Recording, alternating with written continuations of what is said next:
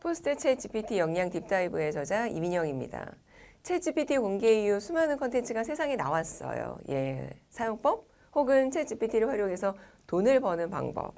정말 말도 못하게 많은 컨텐츠가 세상에 등장을 했습니다. 자, 그런데 저는 이 책에서 조금 거시적인 준비를 해보자라고 이야기를 하고 있는데요. 챗GPT의 등장으로 직장인은 무엇을 준비해야 할까? 또 학생과 학부모는 미래의 직업을 위해서 어떤 준비를 해야 할까? 또 기업은 앞으로 어떤 인재를 선발을 해야 할까? 자, 이제는 챗GPT가 따라올 수 없는 개인 역량에 집중해야 할 때입니다. 제가 수년 전에 어느 한 그 반도체 생산 업체에 교육을 간 적이 있었어요. 근데 공장이 자동화가 되면서 기존의 직원들이 이제 일자리를 잃게 된 겁니다. 그래서 그들을 위한 재교육 현장이었습니다. 그러니까 해고를 할 수 없으니까 재교육을 해서 새로운 현장에 배치할 목적이었는데 이들을 다른 곳에 배치를 한다면 결국 신규 채용은 없을 거고요. 또 새로운 일터에서 적응을 하지 못하면 누군가는 사실은 일자리를 잃게 되는 거죠. 이를 HRD 용어로는요, 리스킬링이라고 하는데요. 이러한 용어가 나온 것을 보면 이런 일이 잦아질 것을 아마 이미 예상을 한 것 같습니다.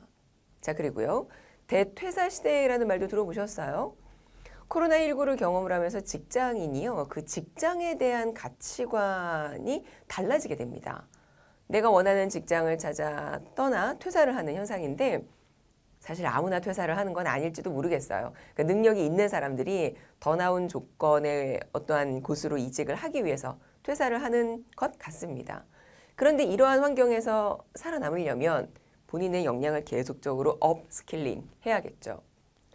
사회가 발전함에 따라서 우리는 계속적으로 이러한 업스킬링, 리스킬링을 요구를 받았었죠. 자, 그럼 지금 챗GPT가 등장했다고 갑자기 AI가 우리를 막 위협하고 우리 아이들의 미래 일자리에 대해서 고민을 하고 자, 그런 건 아니라는 겁니다. 원래 계속적으로 이러한 변화를 예측해 왔었습니다. 코로나19로 인해서 앞당겨졌다라는 표현을 썼듯이 챗GPT의 등장으로 우리가 더욱더 자신의 역량에 집중을 해야 한다는 부분이 강조되게 된 것이죠. 루이스 캐럴의 동화 이상한 나라 앨리스 잘 아실 거예요. 네, 이상한 나라 앨리스의 속편이 있습니다. 거울 나라 앨리스. 자, 그런데 이 속편에 붉은 여왕이 등장을 해요. 근데 붉은 여왕이 앨리스가 따라가지 못할 정도로 계속 달리는 장면이 있어요. 근데 이때 붉은 여왕이 뭐라 그러냐면 지금 이곳을 벗어나려면 더 빨리 뛰어야 돼. 이런 말을 합니다. 그 이유가 배경은 더 빠르게 변화되기 때문인 거예요. 그래서 이를요, 붉은 여왕 가설이라고 합니다. 자, 이 이론을 제시한 벤 벨런에 의하면 지금까지 지구상에 존재했던 생명체 가운데 90에서 99%가 소멸을 했다는 겁니다. 사회 변화에 견디지 못하는 생물체는 결국 멸종을 하게 된다는 거죠. 결국 변화에 적응하지 못하면 살아남지 못하게 되는 이치는 너무나 당연한 거라는 이론입니다. 자, 그래서 제가 챗GPT한테 물어봤어요. AI의 등장으로 직업 세계가 변화할 텐데 그럼 인간은 어떤 역량을 키워야 할까? 그랬더니 챗GPT가 다음과 같이 답변을 해주었는데요. 인간은 아직까지 AI가 갖지 못한 역량을 갖고 있다고 하네요. 자, 그러면서 다음과 같은 역량을 키워야 한다고 답을 해주고 있습니다. 첫째, 문제 해결을 위한 창의성. 둘째, 인간 감성과 관계형 역량. 자, 셋째, 자기개발 능력. 넷째, 융합적 사고 능력. 다섯 번째는요, 윤리적 판단과 책임이었습니다. 자, 사실 우리가 익히 들어왔던 역량들 아닐까요? 그러니까 취업 준비생들이요, 취업을 준비할 때 어떻게 합니까? 그러니까 직무에 관련한 스펙을 쌓아요. 그런 후에 내가 어느 기업에 채용 공고가 났다. 그러면 해당 기업의 인재상을 보잖아요. 대한민국의 기업들은요, 이 채용 사이트에 인재상을 제시를 해두고 있어요. 그런데 챗GPT가 지금 제시하고 있는 내용들, 자, 인재상과 크게 다르지 않습니다.